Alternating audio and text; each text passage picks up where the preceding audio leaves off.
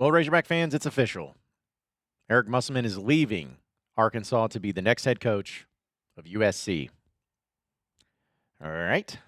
Well, let's talk about it. You are Locked On Razorbacks, your daily podcast on the Arkansas Razorbacks, part of the Locked On Podcast Network, your team every day.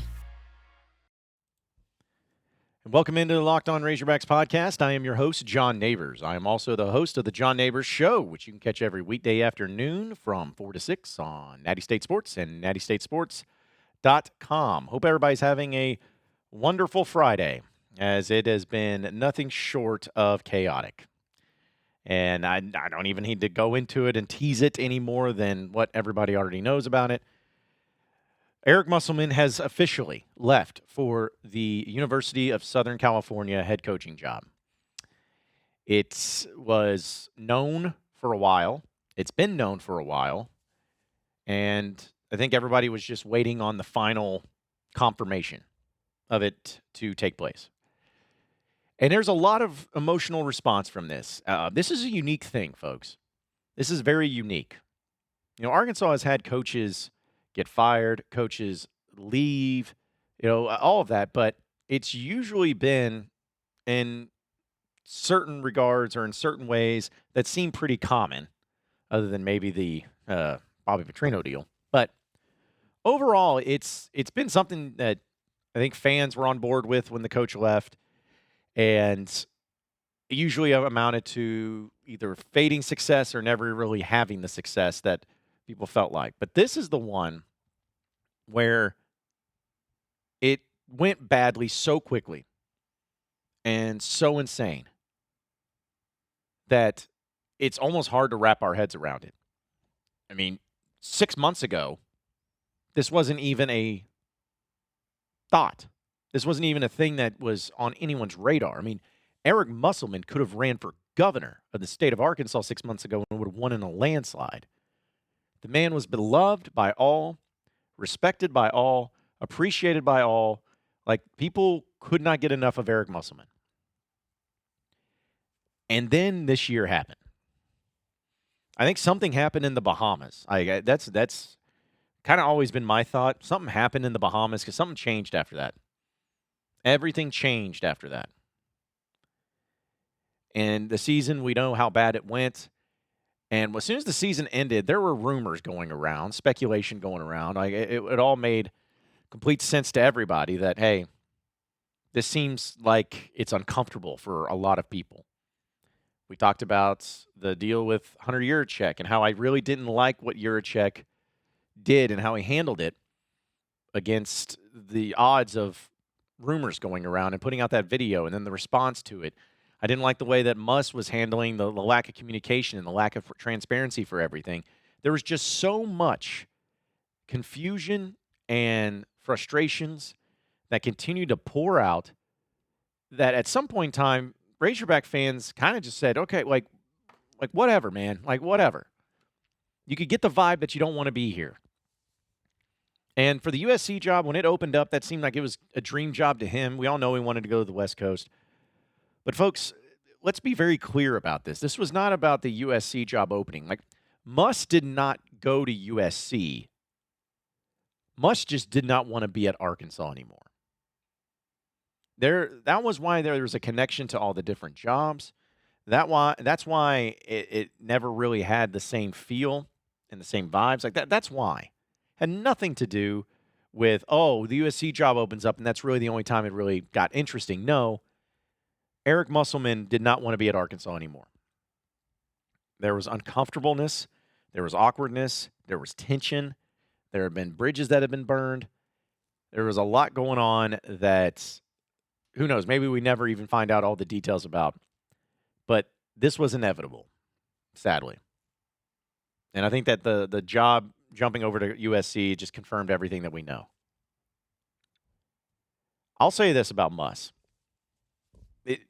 Listen, I am very appreciative of Muss. If I stand back and look at the big picture, I'm appreciative of Muss for multiple reasons. Like Muss, for me personally, and even professionally, has been nothing short of awesome.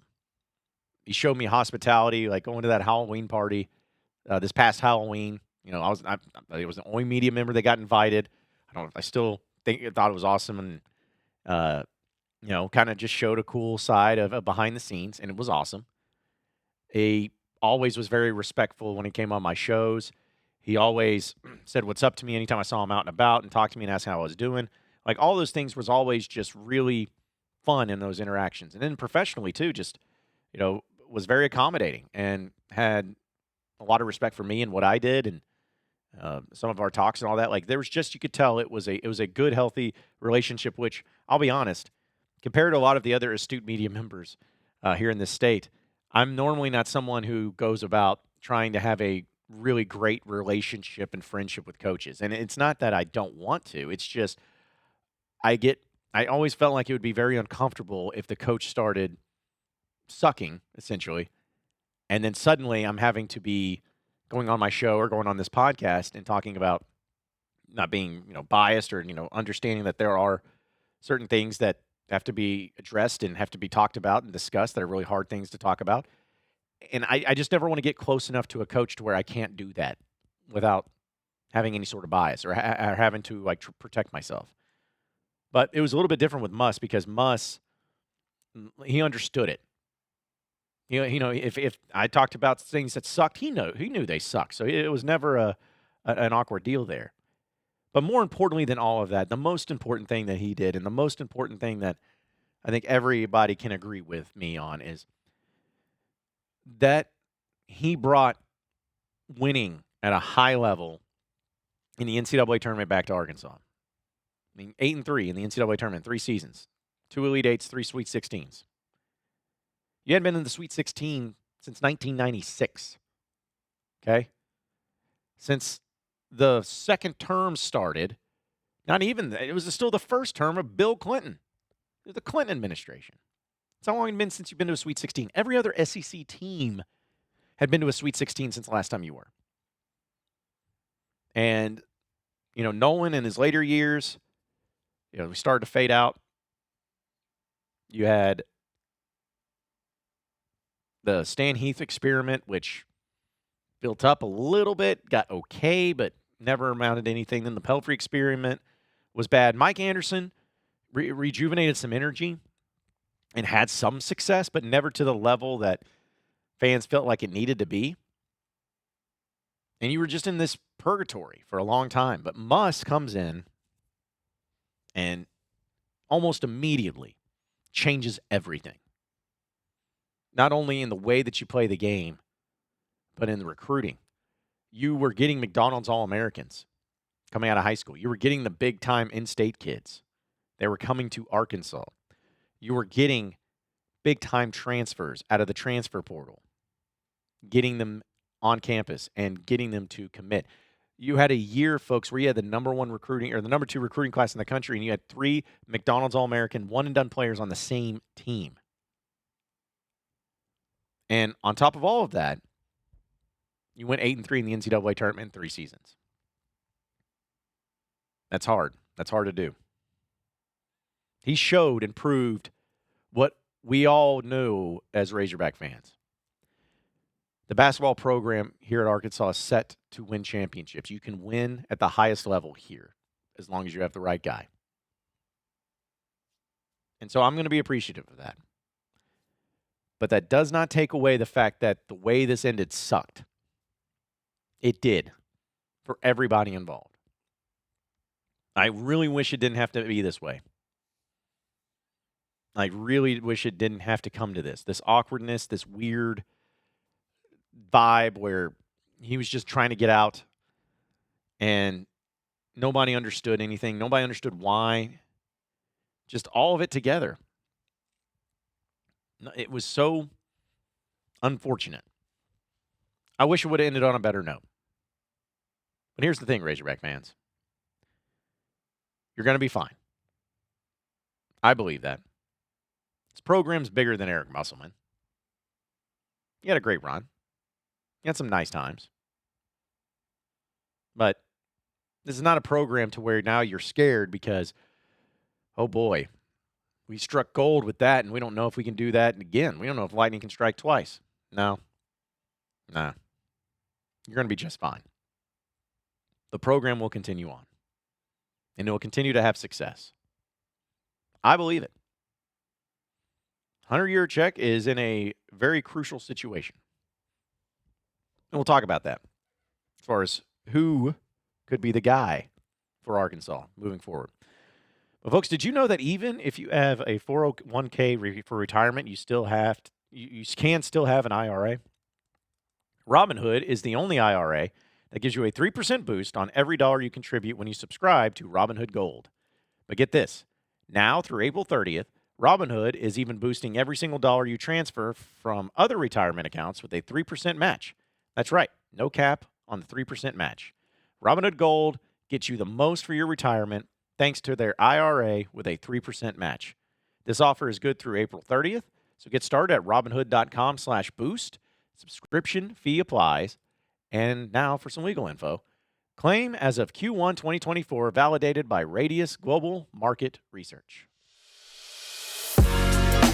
You are Locked On Razorbacks, your daily podcast on the Arkansas Razorbacks, part of the Locked On Podcast Network, your team every day.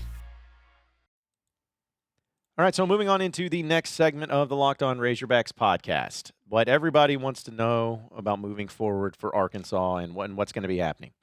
Well, let me start this real quick before we get to that with Hunter Yurachek. People are feeling a certain type of way right now about Hunter Yurachek. Some people have already felt about a certain way about Hunter Yurachek. And this is a crucial moment for Hunter Yurachek. He has to get this right. He has to nail this. Because of the way that he approached this deal with Muss in that video that was put out last week or whenever, and the awkwardness from it, you can't do stuff like that and swing and a miss on this. You can't whiff. Because what that came off as is cockiness, arrogance, which can be justified if that means that you have somebody in the wings waiting that is big time. That is like, hey, it's going to be like, hey, no problems here. Muss, you want to leave? That's fine. We're going to be all right. That's what I'm hoping the confidence level is for Hunter Yurachek, and that's what I hope ends up being justified for Hunter Yurachek. I am giving him the benefit of the doubt for now. But if he swings and misses on this, if they keep getting turned down by people, if it turns into straight clown shoes of a coaching search, he is going to be in a really bad way among almost all the Razorback fans. And more than that. Like, it's going to get nasty. So that's Yurachek's position. But talking about who it's going to be or who it could be, who are the candidates? Folks, we all know. We all know who is priority number one. We all know what name has been thrown around. We all know who everybody seems to be looking at as the best possible option. And it's Chris Beard. I've heard, and I hate to be this guy because and you know me, I'm not a big J journalist. I don't go sneaking for scoops and reports. That's not me. And anybody that usually does that, especially here locally, is usually kind of a joke. And I don't mean that in an insulting way. I'm just being honest because if you think back to almost all the coaching searches and things that happened, it was never a story that got broke by Arkansas media because it's usually national media that knows it first and foremost. But it's Chris Beard. And I would even go as far as to say, from just my understanding and from what I've heard and from people I've talked to and from guys here at Natty State Sports who are in the know more than anybody, I believe that it's something that will be announced here soon. I'm going out on that limb. And the only reason I'm not saying it's 100% guaranteed is because coaching searches are always the stupidest things ever. Things change on a dime. People tell you one thing and then put it out here another, whatever. But I'm still going to tell you what I hear. I'm going to tell you what I know. I'm going to tell you what is going on, at least that I can. And to me, it's Chris Beard. I think regardless, Arkansas needs to have a coach named by no later than Monday. Because Monday, at that point in time, is when people start getting a little uncomfortable. You're like, okay, what's the deal here? What's the problem? Are they getting told no? Do they have anything in the works? What's the issue? Like, I mean, that could happen. Could happen. But I think it's Chris Beard. Not exactly going on a limb because I think everybody feels that way, but I think it's Chris Beard. If it's not Chris Beard, I'd honestly, people have brought up Jerome Tang, which I wouldn't mind, from Kansas State. But I kind of want Will Wade if it can't be Chris Beard. Some of you may be really mad at me for saying that, but I think that's the case. I would like Will Wade. The guy wins everywhere he goes. He's one of those coaches that you may hate because when he was at LSU and the way he acted and things like that, that's fine. I get it, but he wins. And the players all the players love him. And he's just something about him that he ends up being really good. So I feel like it's going to be one of those three. Either Chris Beard, Will Wade, or Jerome Tang. I'd be shocked if it wasn't one of those three. So let's just hope it goes clear and concise. That's another thing, too, is like I hear about the Beard stuff and I'm like, that'd be awesome. And it seems like people are pretty sure. However, when has Arkansas ever had a coaching search go right or go the way that it was planned out to be? Almost never. So I guess we'll have to wait and find out here soon. Folks, got to tell you about Gametime, the Gametime app. Here's the thing about the Gametime app. We're all going to be going over to sporting events, right? Whether it's college baseball, also Major League Baseball, anything like that. Well, Gametime is now an authorized app for the ticket marketplace of Major League Baseball, which makes getting tickets even faster and easier, and the price on Gametime app actually go down the closer it gets to the first pitch. They have last-minute killer deals, all-in prices, views from your seat, and with the lowest price guaranteed, Gametime takes the guesswork out of buying MLB tickets. You can use the app, and you can use features like customize your spot with a supplemental as inspiration that you can check out and see not only how the app is going and being easily to use, but also showing you how the type of deals can really benefit you, how it can be easy to find them in your area, and it always has the lowest price guaranteed each and every time. All-in pricing is also the best thing about it because when you talk about that feature, you get all the totals up front. No surprise fees. It's all the price completely and totally up front. So take the guesswork out of buying Gametime tickets or buying tickets with Gametime. Download the Gametime app, create an account, and use promo code LOCKEDONCollege for a $20 purchase. Terms apply. Again, create an account and redeem code LOCKEDONCollege, LOCKEDONCOLLEGE for $20 off. Download the Gametime app today. Last-minute tickets, lowest price, guaranteed. You are Locked On Razorbacks, your daily podcast on the Arkansas Razorbacks, part of the Locked On Podcast Network, your team every day. All right, final segment here on the Locked On Razorbacks podcast. I wanted to make this kind of a two-parter. It can be pretty easy, pretty approachable, but first off, I wanted to give a shout-out to the Razorback baseball team taking Game 1 against the Ole Miss Rebels at home tonight. They were down 2-0. Started off rough. And Hagan, it's funny, Hagan didn't have a good night, and he still struck out double-digit batters. So Arkansas was able to get some big plays. Aloy goes in and hits a 3-run bomb. Also had Jared Sprague-Lott hit another home run. Arkansas takes care of business and gets the victory. And this team's 9-1 in conference play. Just unreal what they've been able to do. So let's hope that they keep it up, and we'll see how Mason Molina goes tomorrow, or today, I should say, on the mound. So shout out to them. But also, it's kind of sad that yesterday was the 30th anniversary of the 1994 National Championship team. 30 years. It's been a long time. And I saw videos and pictures of the team getting together in a reunion. Coach Richardson, Coach Mike Anderson, all the players together to remember that one of, if not the most proud moment Razorback fans have ever had when they won the national championship. And I'll admit, I was only 5, 6 years old when that game was played. I remember it slightly, and the reason I really remember it the most is because my parents had people over to watch the game, and it was a big deal. We had a big screen, this big RCA TV, and everybody was going nuts, and it was a crazy thing. I think to make the kids not be in their way, they rented us Sonic the Hedgehog 3 on Sega Genesis. Jeez, I'm showing my age. But I don't remember anything specific about the game other than just how awesome it was to see my parents and all their friends and everybody so excited. But here's the thing that I look back upon it and wanted to relate at least to something looking back in that time in history.